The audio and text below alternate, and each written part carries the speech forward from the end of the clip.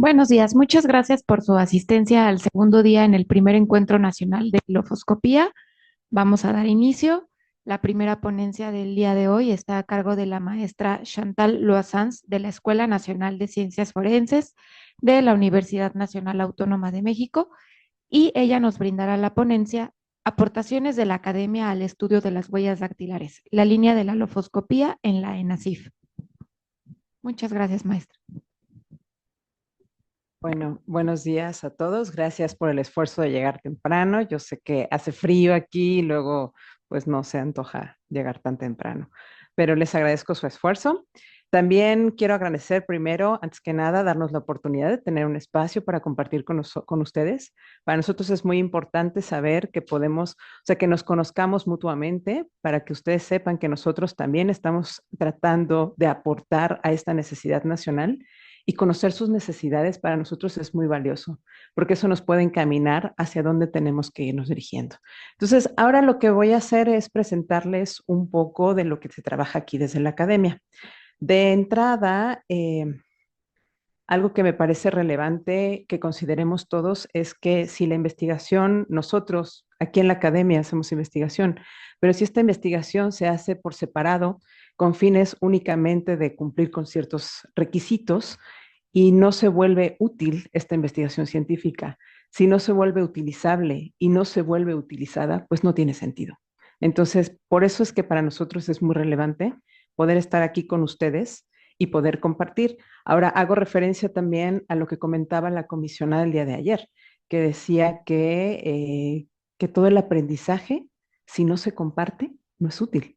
Entonces, nosotros estamos en esa labor de generar conocimiento, de generar aportaciones, herramientas que puedan ser de utilidad, no para nosotros y nuestros estudiantes, sí, pero también para abonar a atender la necesidad que tenemos a nivel nacional.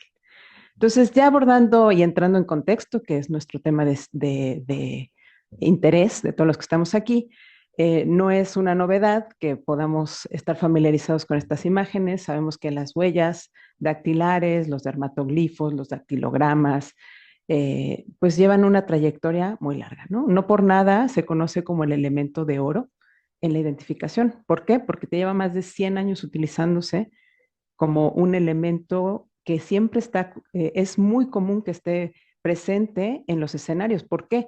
Porque a lo largo de nuestra trayectoria, de nuestro día a día, nos pasamos depositando huellas en diferentes superficies. Entonces, hacemos que haya este elemento, esté presente en cualquier situación, en cualquier contexto. Es muy común que encontremos huellas dactilares. Que sean de utilidad ya es otra cosa, ¿no? Que puedan aportar la identificación, bueno, el elemento existe y lleva más de 100 años utilizándose. Ahora, ¿qué es lo que pasa en el contexto hoy en día? Pues que tenemos tecnología que nos ayuda a hacerlo más útil o que nos ayuda a asegurar que pueda llegar a aportar en una investigación.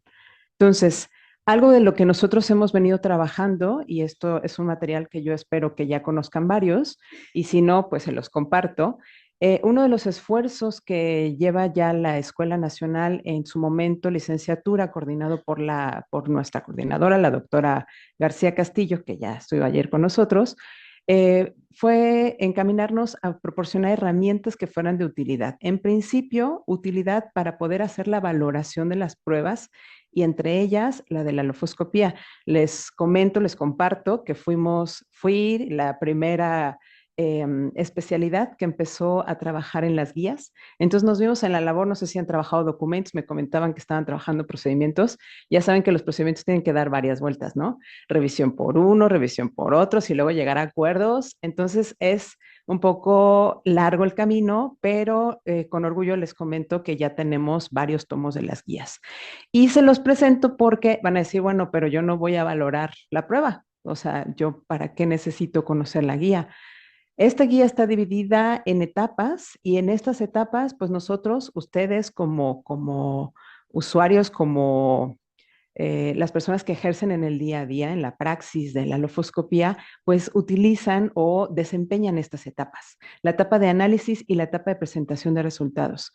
Y en esta guía se presentan los elementos mínimos que ustedes pueden consultar, considerar, retomar para poder integrar un dictamen, un informe ¿Cuáles son los criterios que debo yo tomar para poder hacer un análisis? Incluso las personas que pertenecen a diferentes grupos de buscadores, de esfuerzos de familiares, ¿qué es lo que incluye un estudio en materia de la lofoscopía? No sé, bueno, la guía nos da una referencia general. No nos va a decir el cómo, punto a punto, porque no es un protocolo ni un procedimiento, es una guía que nos permite tener un panorama general de cuáles son los criterios mínimos que debo considerar o que puedo considerar. Les dejo aquí el QR, son de consulta general y yo recomiendo específicamente concentrarse en estos dos apartados que creo que serían de utilidad para ustedes. Y lo mismo, hay que robustecer este conocimiento, ¿no? O sea, aquí hay una primera propuesta de lo que dictan las normas nacionales, internacionales, los protocolos que se utilizan a nivel nacional, pero también volteamos a ver los criterios internacionales, pero ustedes son los usuarios. Entonces, su retroalimentación es muy valiosa también para conocer y poder robustecer estas herramientas que le sirvan tanto al juzgador como a las personas involucradas en todo el proceso y a ustedes como los principales participantes de este estudio que sería en función o a partir de las huellas dactilares. También otro espacio que es importante resaltar en la guía en general, en todas las diferentes áreas, es este glosario. Yo ayer escuchaba algunas de las ponencias en donde se usan diferentes términos e incluso la terminología puede llegar a ser un problema, ¿no? A veces podemos reconocer de diferentes formas un procedimiento, una misma acción, un mismo elemento, y homologar o poder entendernos, digo, aquí no hay tanto problema y ayer lo comentábamos también, pues estamos hablando entre expertos o entre las personas que conocemos del área, ¿no? Es un poquito más fácil comunicarnos, pero sí es muy importante que podamos tener términos que nos permitan darnos a entender bien. A veces recibimos solicitudes que no forzosamente se apegan a lo que yo debo realizar, ¿no? Y nosotros somos conscientes, tenemos que hacer esta retroalimentación también para poder hacer un mejor ejercicio. Entonces, este glosario trata de homologar un poco los términos para que podamos tener una mejor comunicación en diferentes, o sea, permitirle al juez, al Ministerio Público, al abogado de la defensa, a todos los participantes, saber y conocer los términos que podemos utilizar y referirnos específicamente a lo que necesitamos, ¿no? Entonces, los invito a revisar el material, que es una herramienta que se ha hecho desde la universidad para que pueda ser de uso de la sociedad en general, no nada más de los jueces, no nada más del Ministerio Público, sino de la sociedad en general. Bueno, en este sentido ya me voy a meter un poco más a detalle, no les voy a explicar todo la parte técnica, pero sí quiero resaltar algunas precisiones acerca de lo que nosotros ya hemos trabajado aquí en la universidad. Ayer comentaba por ahí el subdirector de la Fiscalía de Identificación acerca del método ACEP. Yo sé que todos aquí estamos familiarizados, la mayoría con qué es el método ACEP, porque lo usamos de forma regular. Pero es importante considerar que el método ACEP como sí únicamente nos va a decir o va a dividir por etapas el estudio que ya realizamos. Le vamos a dar un orden, una secuencia y nos va a decir en qué momento terminamos una etapa para pasar a la otra. ¿Sí? Y en el último caso, que es la verificación, la parte importante del método ACEF es que nos obliga a que no sea nada más mi criterio, sino que sea avalado por un par, ¿no? Entonces, esta verificación es sumamente importante. Ayer ya nos hablaban también sobre los diferentes tipos de verificación. Yo siempre recomiendo pues la más robusta. Yo sé que los tiempos no siempre nos van a permitir hacer una revisión ciega, una verificación ciega, pero eso sería lo mejor, validarlo. Ahora, ¿cómo podemos asegurar que estamos obteniendo un resultado que es seguro o que es robusto? Bueno, pues algo que es muy importante y no sé si han tenido la curiosidad de determinar o de calcular cuál es el error que tenemos asociado. Todo protocolo, todo método de medición tiene un error. Ustedes lo saben, ¿no? Sabemos que tenemos que calibrar ciertas, las balanzas, por ejemplo, cuando estamos para pesar. Si no la calibramos, pues puede darnos un dato erróneo. Los procesos, los protocolos, los métodos también necesitan tener un error asociado. Por eso es que es tan valioso el resultado que nos otorga la prueba reina, ¿no? Que es la genética. ¿Por qué? Porque nos lo da en función de una probabilidad. No asegura un 100% de. Entonces, este error asociado al protocolo, al método, al estudio que yo estoy realizando, es muy importante saberlo, conocerlo y dejarlo expresarlo. ¿Por qué? Porque si no estamos dando por hecho que yo hago las cosas bien. Y a lo mejor sí las hago bien como yo creo, pero puedo tener diferentes errores que se pueden incorporar. Error instrumental. Cuando yo utilizo esta balanza que no está o esta pesa que no está calibrada, pues voy a tener un error del instrumento. No es error mío, pero es error del instrumento que estoy asociando a la medición que estoy obteniendo. ¿Qué pasa en un protocolo, en un método? Pues si yo tengo un error metodológico que a lo mejor me estoy saltando un paso, que no estoy asegurando, validando el contenido, por ejemplo, de la calidad del reactivo, la capacitación de la persona, la experiencia, la formación, esos son aspectos que van metiendo error a la parte metodológica. El error personal tiene que ver, error de la persona tiene que ver con el entrenamiento, el conocimiento e incluso las condiciones en las que se desarrolla su labor. Ustedes han visto que al final de la jornada pues tienen un cansancio ya acumulado por el día, ¿no? Y si tienen que hacer un estudio comparativo en ese momento, que principalmente depende de su habilidad visual en este caso, ¿no? Reconocimiento de ciertas características, ya hablamos ayer de flujo de las crestas, que si el delta, pero si estamos ya con la carga de una jornada larga, que tuvieron que incluso trabajar horas extras, yo espero que eso no pase tanto, pero yo sé que la realidad lo demanda, entonces si tuvieron una jornada larga, ese cansancio del día, ¿qué es lo que va a generar en ese reconocimiento? Bueno, allí le estamos metiendo un factor de error personal. O sea, la persona no quiere decir que no esté entrenada, no esté capacitada, que no conozca el protocolo, sí lo conoce, pero ya tiene un cansancio, un desgaste. Eso también es muy importante. Entonces, otro aspecto muy importante, y ahí sí sería una recomendación que ya hicieron a nivel internacional a todas las especialidades que nos basamos en la comparación, que es asociar o tener un resultado en función probabilístico estadístico, meter herramientas estadísticas a nuestros resultados. ¿Cómo podemos hacer este reconocimiento o medir este error? Se puede hacer una medición del error estadístico. Se puede hacer la medición de la metodología, que incluya el error de la persona, que incluya la parte estadística de todos los resultados que tenemos en un laboratorio. ¿Eso cómo lo podemos ir un poco cerrando?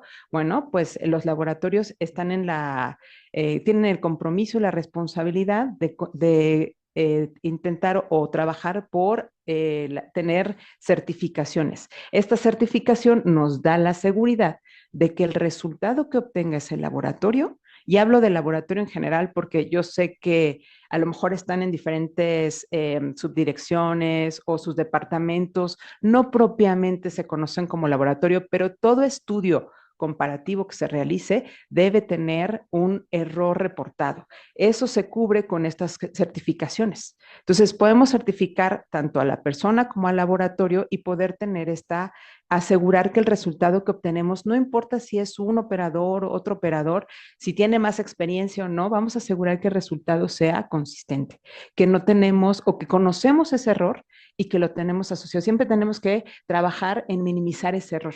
¿Cuáles son los factores que me están incorporando más error? Bueno, pues tengo jornadas largas y la gente está cansada. Bueno, voy a dedicarlas la parte del trabajo que requiere mayor concentración a la primera parte del día y el resto, no quiero decir que, o sea, me encantaría poderles decir, les recomiendo que reduzcan su jornada laboral, eso no lo puedo decir, ¿no? Porque no es una realidad, no se puede, la necesidad nos obliga a trabajar más, a todos, a ustedes y a nosotros en la academia también. Pero entonces, ¿qué sí podemos hacer? Ocupar las horas del día que estamos más, que tenemos los sentidos más activos y entonces asegurar el resultado de ese estudio. Entonces, esas labores, esa parte del estudio que requiere de ustedes mayor concentración, dejarla al principio. Y al resto del día, pues podemos hacer la parte administrativa, terminar de redactar nuestro dictamen, o sea, ya una parte que no requiera tanto de estabilidad, ¿no? Entonces, eso es algo que nosotros ya aquí, ¿qué es lo que estuvimos haciendo? Bueno, pues no se los cuento nada más por encimita. ¿Qué es lo que empezamos a realizar aquí en la universidad? Bueno, pues empezamos a trabajar en medir este error. Primero en determinar, proponer, hacer una propuesta, un diseño de investigación que incluye estas variables morfológicas, porque finalmente las huellas, las crestas de fricción, finalmente reconocemos variables morfológicas, estas características. Y lo que vamos a hacer es, en todo análisis que realizamos, pues tener un protocolo. Se hace una propuesta de protocolo que surge aquí de la Escuela Nacional, basado en otros protocolos que se han utilizado en otras áreas. Y a partir de este protocolo, lo primero que hicimos es ver y determinar el error que tenemos asociado a esta metodología que estamos proponiendo. ¿Qué tanto el operador 1, que en este caso son estudiantes, mayormente el estudiante 1, el estudiante 2, obtiene un error asociado? ¿Y qué es lo que vamos a medir de ese error? Bueno, vamos a ver qué tanta consistencia tenemos en ese resultado. El protocolo dice que siga ciertos pasos, pero ¿cómo voy a asegurar yo que cada vez que aplico el protocolo obtenga ese mismo resultado? Así es como mido el error. Ahorita les voy a contar un poquito más en detalle, pero se han generado diferentes esfuerzos para poder aplicar desde el desarrollo del protocolo, estandarizarlo, asegurarnos de tener una medición de este error. Y también tenemos algunas opciones o estrategias que estuvimos diseñando ya para la cuestión de enseñanza, para poder tener una aplicaciones o alguna herramienta que vuelva un poquito más ágil este estudio. Y así es como, gracias a la colaboración de la doctora Sofía Huerta, que maneja toda la parte estadística y toda la parte de datos, nos ayudó a poder realizar o aterrizar una aplicación, una app en donde los estudiantes pueden aplicar el protocolo y utilizar la aplicación, meter los datos a la aplicación para poder obtener los datos, los resultados ya en función de gráficas que nos van a permitir interpretar esos resultados. Que esa es una parte muy importante que nosotros tenemos que trabajar también, ¿no? O sea, obtener los resultados nos obliga a interpretar esos datos y poderlos reflejar en unas gráficas. Nosotros estamos acostumbrados a utilizar estas gráficas comparativas, pero cuando hacemos un estudio de la distribución de los tipos de minucias dentro de todo el dactilograma, podemos obtener diferentes gráficas, ver dónde se concentra mayor frecuencia de bifurcaciones, dónde tenemos mayor frecuencia de encierros, dónde podemos encontrar mayor frecuencia de cortadas. Entonces, eso nos permite determinar cuáles son las zonas que vamos a tener de mayor concentración, ¿no? E incluso, ya pensando en lo que hablábamos también ayer de las bases de datos, poder tener una comparación y caracterización ya específicamente de esta población, la población mexicana, ¿no? Y este esfuerzo se ve culminado también en esta tesis, que les pongo ahí el título, creo que no se ve mucho, pero tiene que ver con la caracterización justamente de la variabilidad de los dermatoglifos en población mexicana. Es un pequeño estudio porque no vamos a poner al estudiante a determinar la variabilidad en toda la población mexicana, pero sí empezamos a hacer un primer esfuerzo para poder determinar qué variables son las constantes o que aparecen constantemente en población mexicana. Y muy importante, siempre considerando esta medición del error asociado a la observación que estoy realizando. Entonces, ya con este protocolo, ¿qué es lo que hicimos? O sea, ya les conté un poquito de la exploración que se hizo a nivel de población mexicana. Algo muy relevante en esta tesis y que creo que ayer estuvimos discutiendo también un poco, que si son huellas rodadas o son huellas de apoyo, la tesis se realizó en una muestra de biométricos de apoyo, porque son los que se utilizan para los registros generalmente. Entonces, queríamos probar qué tanta información con fines de identificación nos pueden dar estos registros. Porque yo sé, y yo soy de la idea, que entre más información tengamos del elemento lofoscópico, pues más certeza tenemos en el resultado que estamos obteniendo, ¿no? Que estamos otorgando. Pero si tenemos un fragmento, ahí nos va a aportar mucho este elemento completo, o sea, tener cómo comparar un fragmento contra este elemento rodado. Pero si el registro que tenemos y la realidad es que en los bancos, en todas las instituciones, el INE, manejamos registros de apoyo, pues entonces tenemos que confirmar si estos registros de apoyo son útiles. Por eso es que la tesis se enfocó en muestras sí en población mexicana, pero con este tipo de registros. Ahora, el protocolo, por su lado, lo probamos con registros rodados. También son biométricos, pero son rodados. ¿Y qué es lo que medimos en este protocolo? Que les hablaba del error. Bueno, medimos qué tan confiable es este protocolo. Analizamos, hicimos un estudio estadístico con diferentes herramientas para probar la repetibilidad, su exactitud y estabilidad. ¿Qué quiere decir? Medimos el error intraobservador, qué tanto el mismo operador obtiene el mismo resultado en dos momentos distintos. Interobservador, qué tanto el observador 1 y el observador 2 obtienen con ese protocolo un mismo resultado. Y por último, qué tanta estabilidad tiene a lo largo del tiempo. Después de un periodo de tiempo, probamos el mismo protocolo y vimos cuál es su estabilidad, cuál es la certeza de ese resultado que está otorgando. Y bueno, con este estudio lo que intentamos compartir es que todo protocolo está bien siempre y cuando sepamos que es útil y asegura el resultado que estamos obteniendo. Nosotros por eso en el laboratorio lo que hicimos fue poner a prueba este protocolo, ¿sí? Entonces, yo los invito a que reflexionen cuando están en su día a día, considerar cuál es la fuente, o sea, por qué yo hago la dinámica de trabajo así, ¿no? ¿Cuál es mi metodología? ¿En qué me sustento para decir que esta es la forma en que debo trabajar, ¿no? Y poner a prueba esos instrumentos que estamos utilizando. El hecho de ponerlos a prueba y validarlos nos va a hacer que podamos ir mejorando.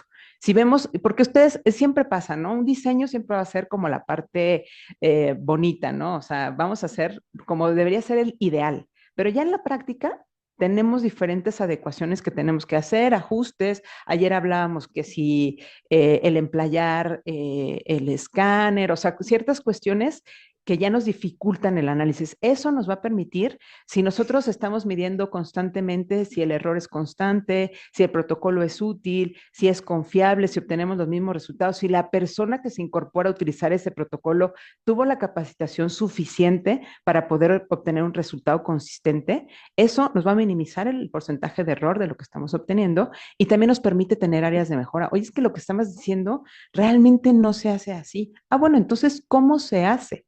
Ahí es la invitación con ustedes a retroalimentar, ¿no? O sea, ¿cómo es que realmente se debe hacer ese procedimiento, ¿no? Para esta validación se utilizaron estas muestras que les comentaba, que son las muestras de biométricos rodados, y se utilizaron diferentes observadores. ¿Por qué diferentes observadores? Porque eran un observador inicial, digamos, que son estudiantes que tuvieron una capacitación básica de cómo se hace un estudio, pero no conocían el protocolo. Un observador intermedio que ya había utilizado el protocolo, lo conoce, pero no tenía cierta cantidad de experiencia o cierta cantidad de muestras analizadas.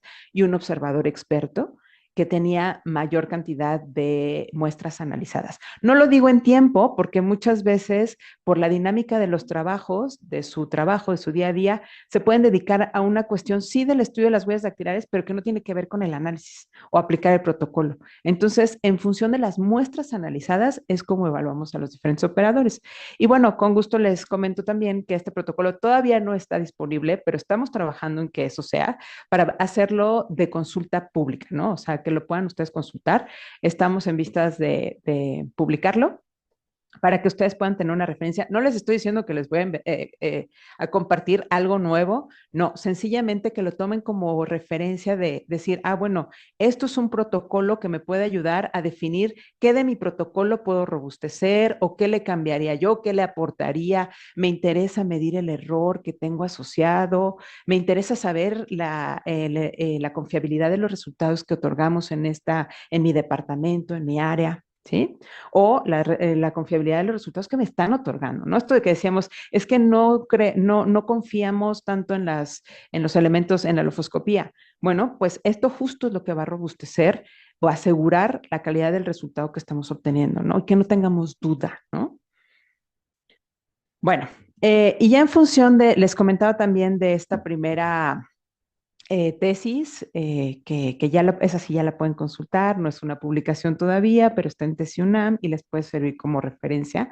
Se aplicó el protocolo utilizando diferentes tipos de minucias. Ayer comentábamos y yo escuché también allá en las presentaciones que el que se utiliza pues es el sistema Bucetich. Y eso es una realidad. En México utilizamos el sistema Bucetich y entonces tenemos 5, que realmente son 4 tipos de minucias que utilizamos. Eso no quiere decir que nuestros dactilogramas, nuestros elementos lofoscópicos, no tengamos otro tipo de trayectorias, ¿no? Y que a veces son mucho más singulares, ¿no? O individualizantes que las que reconocemos, ¿no? Este protocolo lo que hace es ampliar el uso de otro tipo de minucias para poder explorar, obtener una caracterización un poco más robusta. Entonces incluimos estos 15. ¿Por qué son estos 15? Porque tomamos de referencia algunas de las publicaciones que existen en grupos de expertos que están trabajando en otras partes, por ejemplo, en Argentina, en España, y han utilizado este tipo de minucias. Entonces nosotros tomamos con una adecuación y lo aplicamos en esta muestra de población mexicana. ¿Y qué es lo que resultó de este estudio? Algo muy relevante que es importante pues dar a conocer, ¿no? Se observó que derivado de los estudios estadísticos que se hizo en la asociación de los tipos de minucias con el espacio o con el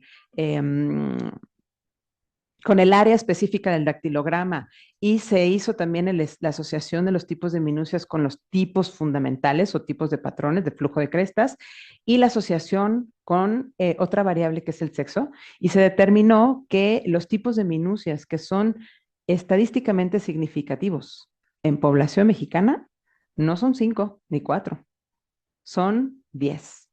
Entonces, ¿qué quiere decir? Que nosotros podemos caracterizar o podemos describir a la población mexicana con estos 10. ¿Por qué no los usamos para identificación? Bueno, pues porque lo que usamos generalmente es el sistema Bucetich, pero eso no quiere decir que no podamos usar otros sistemas.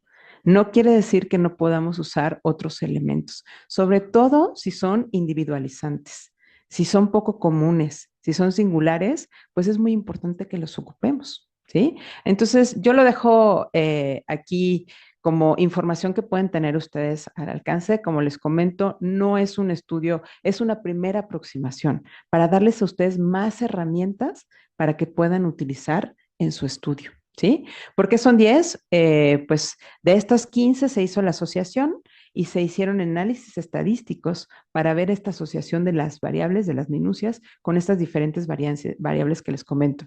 Entonces, de esos resultados se observó que estas son las que aparecen con mayor frecuencia en población mexicana. ¿Sí? Nos permiten describirla. Ahora, por otro lado, ayer también comentábamos un poco sobre el estándar o las diferentes formas de registro que se toman en cuenta para conformar las bases de datos. Aquí les comento 3 temas que son importantes.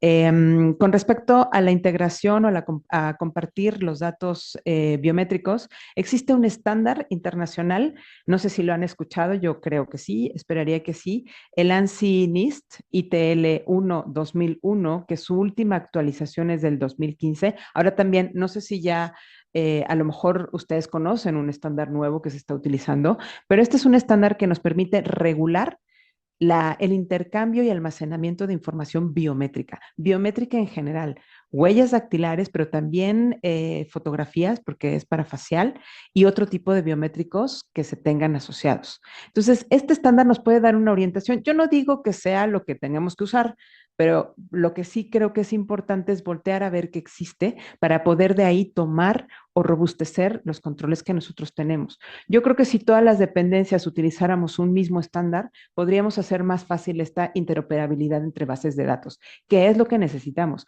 La realidad es que existen diferentes registros, existen diferentes bases, hay mucha información. El problema es que no está concentrada y para poder llegar a que se haga una consulta entre todas las bases, pues es una labor maratónica que ya nos han estado compartiendo desde ayer, ¿no? Entonces, nosotros desde nuestra trinchera, lo que sí podemos aportar es dejar claro que necesitamos estos estándares o necesitamos ser compatibles con otras áreas que también registran o utilizan el mismo elemento de estudio, ¿no?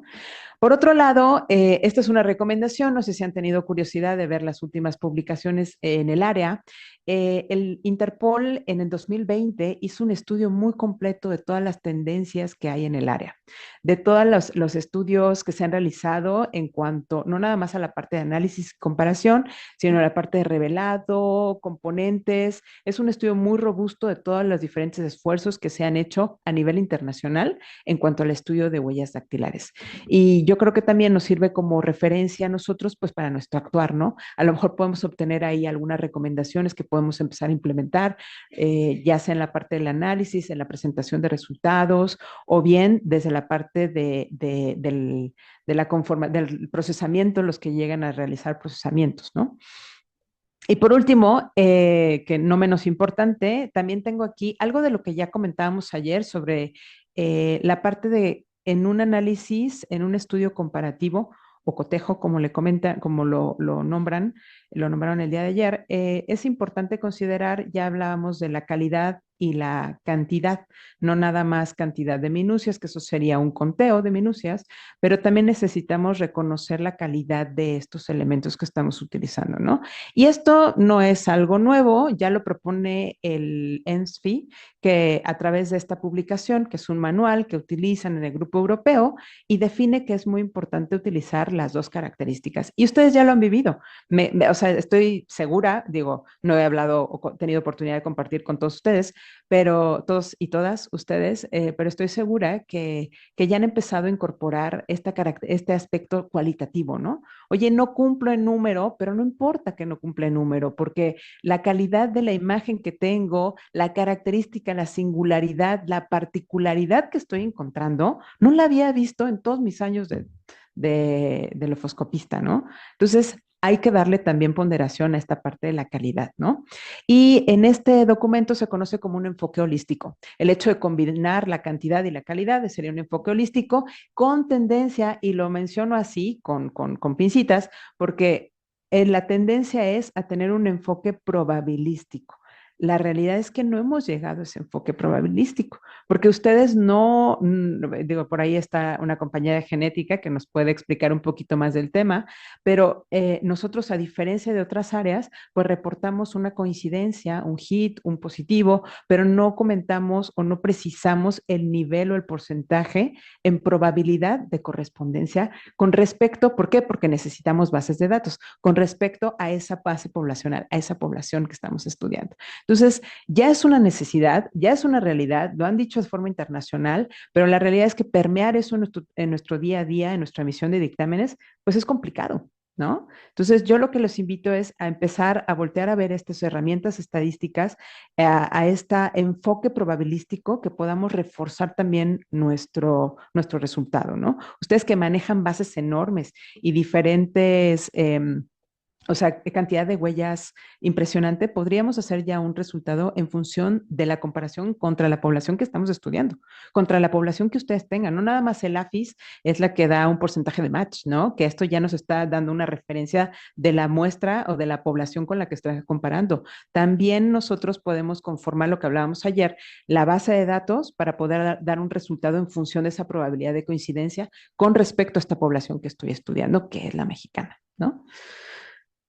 Y digo, eso es un primer esfuerzo porque es complicado, ¿no? Ahora, ¿cuáles son los retos que tenemos? Bueno, aquí en la universidad ya empezamos ya vieron ahorita qué son lo que estamos empezando a aportar. Bueno, adicional a esto, también me gustaría compartirles que hemos estado realizando también algunos estudios de nivel descriptivo, a nivel descriptivo, para caracterizar la población con diferentes tipos de registros. Hemos utilizado biométricos, ya les comenté de una tesis, pero hay una tesis en proceso que está a punto de titularse aquí uno de los alumnos, que nos va a permitir ver otro tipo de registros, que es la toma clásica, la toma tradicional, decíamos ayer, ¿no? Que es tinta sobre papel. Entonces, también eso nos va a permitir tener asegurar que este protocolo también se puede ocupar en diferentes tipos de registros. Ya lo probamos en biométricos planos, ya lo probamos en biométricos rodados y lo estamos explorando, implementando en otro tipo de registros que son los tradicionales, ¿sí? En tinta sobre papel y además no de hoy en día, ¿eh? De hace muchos años y eso nos implica que podemos tener más error, ¿no? Asociado. Y ya no es asociado a la persona, sino asociado al registro que nosotros nos enfrentamos también en eso, a ese problema, ¿no? Con el biométrico, que si lo utilizaron bien o no, y entonces el biométrico nos debe tener como un criterio para definir si no, es útil o no es útil, ¿no? Lo mismo en el INE. Entonces, ay, me adelanté un poquito. ¿Cuál es este reto? Pues poder ampliar esta caracterización que tenemos en la población mexicana, poder otorgarles a ustedes como usuarios, como expertos en el área, herramientas que les sean de utilidad y que puedan utilizar en su día a día, que puedan robustecer sus resultados con más datos y herramientas estadísticas probadas que puedan ustedes empezar a implementar. Y también una realidad es empezar a implementar pues la tecnología, no nada más los escáneres, sino también la inteligencia artificial, ¿no? Que es una realidad que tenemos que empezar a permear en nuestro trabajo, ¿no? Entonces, algo importante de lo que hablábamos ayer y con lo que cerraba por ahí Max en su plática y decía, ¿qué hacemos para regresar más cuerpos, ¿no? ¿Qué hacemos nosotros para aportar y poder dar un poco de tranquilidad a esas personas, a esos familiares que siguen buscando? Yo les comento, pues nosotros estamos explorando una pequeña parte, pero nos falta muchísimo más que poder, pues, abonar, investigar y empezar a adentrarnos, ¿no? Y la pregunta aquí sería, pues, yo abro la puerta de la universidad a decir, no se trabaja de forma aislada, nosotros necesitamos conocer las necesidades, necesitamos conocer a los usuarios su forma de trabajo para poder seguir aportando y robusteciendo, compartir con ustedes la información que tenemos aquí, las herramientas que estamos tratando que sean de utilidad en su praxis, en su trabajo día a día, para que la puedan utilizar y la puedan empezar pues, a que sea útil para ustedes, ¿no? Y empecemos a abonar a resolver esta problemática que tenemos a nivel nacional. Pues por mi parte sería todo. No sé si tuvieran alguna duda. A mí me interesa conocer, ahora les paso el micrófono, me interesa conocer sus dudas, sus necesidades. Sí.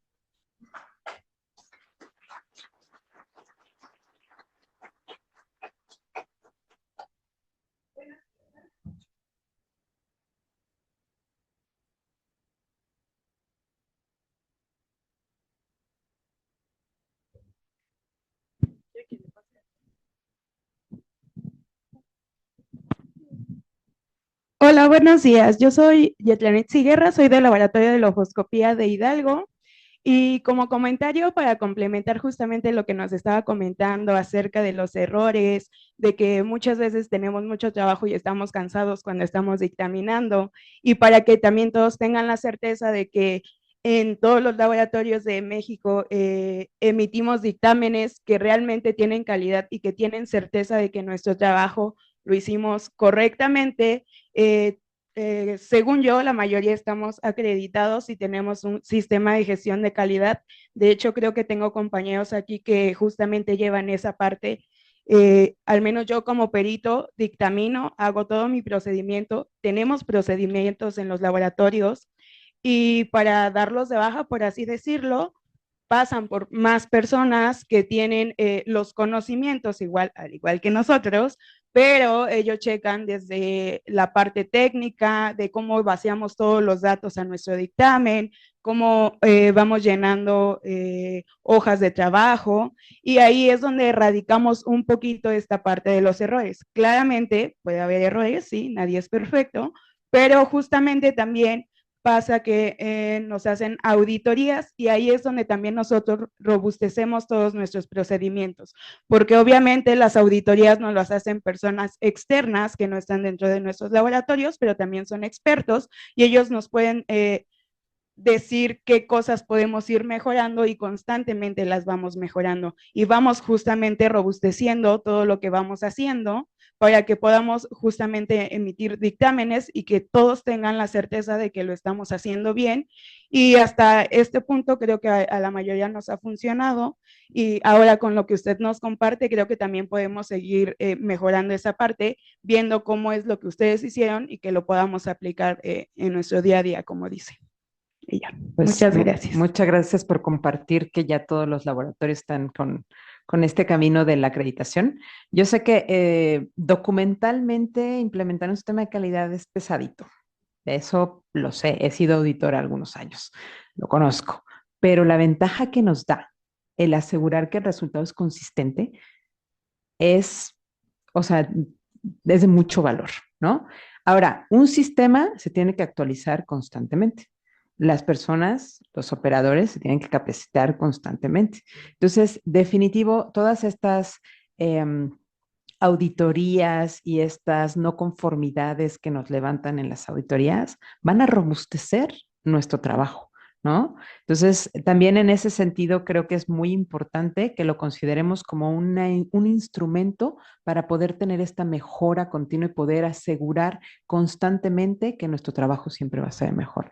Qué bueno, me da mucho gusto conocer que esa iniciativa ya ha permeado cada vez más y que ustedes sean, pues que lo hayan asumido como un esfuerzo personal y un esfuerzo del laboratorio en general, porque es muy bueno saber y tener la confianza de esas acreditaciones de los laboratorios, ¿no? Creo que a la población en general nos dejaría con mayor tranquilidad y reducir esta incertidumbre con respecto al resultado que se obtiene, ¿no? Ahora, no sé si midan el error en su laboratorio, eso sería un buen ejercicio como explorarlo. No estoy diciendo que lo hagan ahorita en su trabajo y lleguen a medir 2 veces la misma muestra, porque si no se van a tardar más, pero hay diferentes estrategias para poder medir el error que tenemos asociado a los resultados que otorgamos como laboratorio.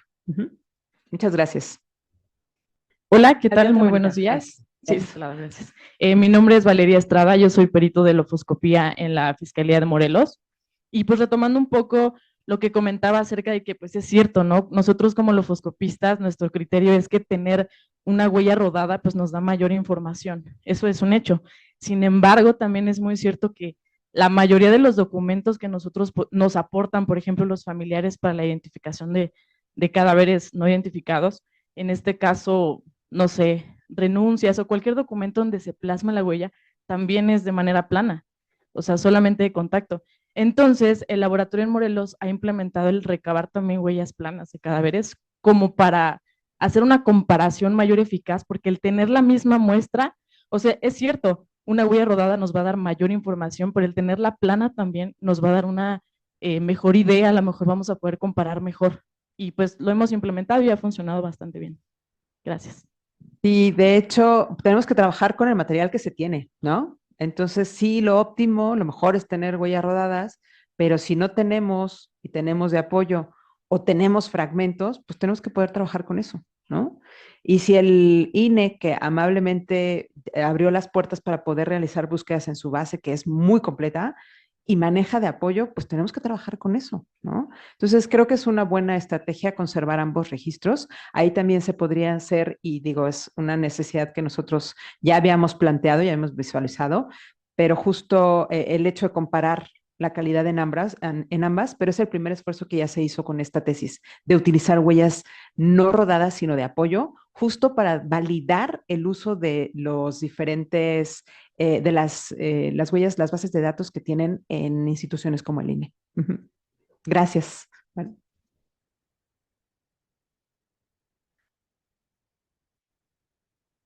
Buenos días, soy Gustavo Quesada, director del Instituto Jalisciense de Ciencias Forenses. Me quedo con lo de buscar emitir un dictamen con una estadístico, un enfoque estadístico. Estamos Resultado. hablando, si ese resultado lo vas a emitir en genética de esa manera, las variables serán muy similares porque es la misma población desaparecida en México. Entonces no sería tan complicado lograr esa parte. Me quedo con eso y creo que vamos a llegar buscando implementarlo. Y además también la necesidad de todas las materias periciales, llevarlas a un incremento, sobre todo en el aspecto académico. Necesitamos un poquito más de rigor científico para poder tener unos resultados más confiables y buscar esa homologación nacional. Definitivo, yo los invito, les recomiendo no hay que tenerle miedo a la estadística. La estadística es una herramienta que es muy útil. Y si nosotros ya metemos y hacemos una búsqueda en una base de datos, ¿por qué no lo reportamos en nuestro resultado? Ya estamos haciendo una comparación contra una población y no lo reportamos en el resultado. Solo decimos es positivo o dio exacto, sí, un no, pero no decimos cuál es contra qué población lo comparamos. Eso ya nos permite darle más, robustecer el resultado que estamos obteniendo, ¿no? Compararlo con genética es un poco complicado porque ellos manejan otras variables y el problema en el caso de los dactilogramas es que no tenemos, sus variables son fijas, aunque ya he visto que hay diferente diferencia entre los laboratorios en cuanto a las secuencias que consideran. Entonces ya tendríamos que, ahí también hay una diferencia, no está tan estandarizado, pero en nuestro caso, pues no es que vayamos a reconocer siempre en este lugar voy a tener una cortada. Pues no lo sé, cada elemento lofoscópico es único y la distribución es diferente, pero lo que sí podemos hacer es robustecer nuestro resultado con lo que ya hacemos, con esta comparación con las bases de datos, ¿no? De entrada. Ujú. Muchas gracias y qué bueno que haya sido un poco de motivación para poder incorporar en su día a día, ¿no?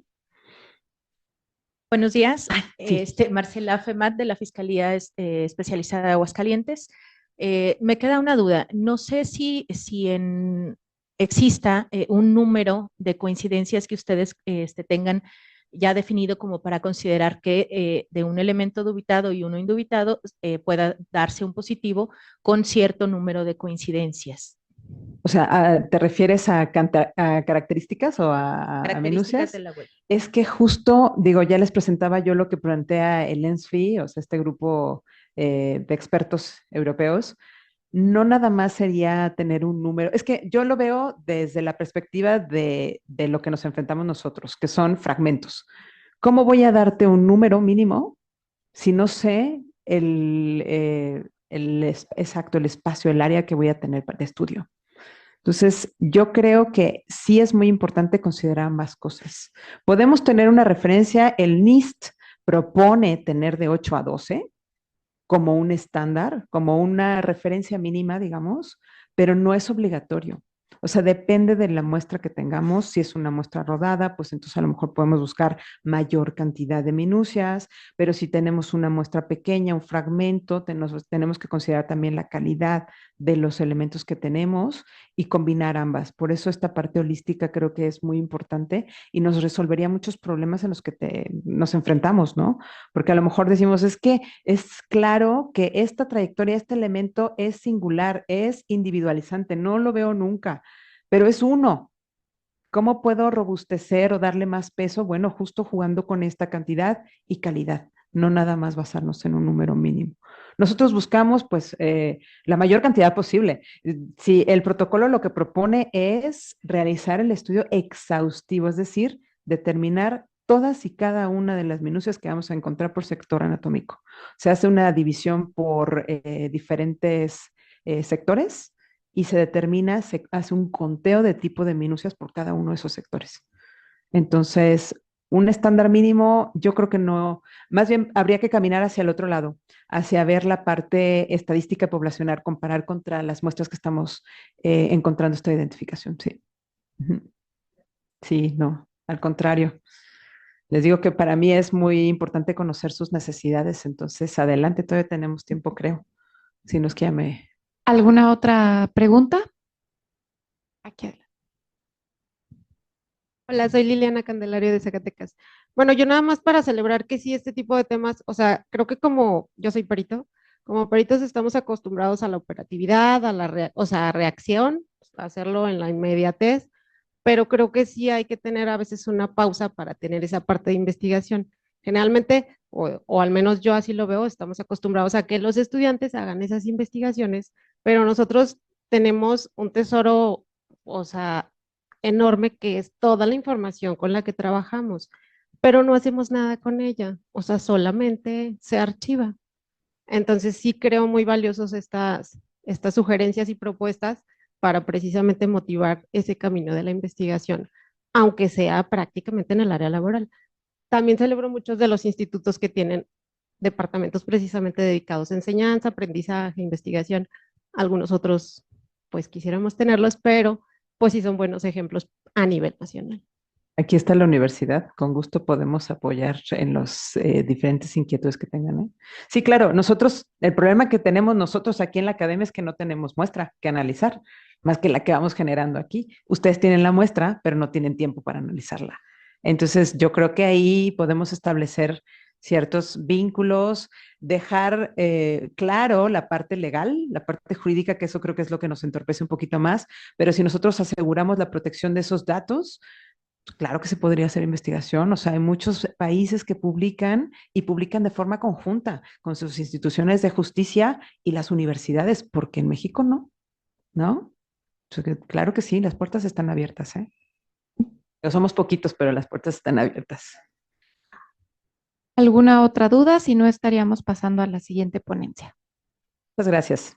Muchas gracias.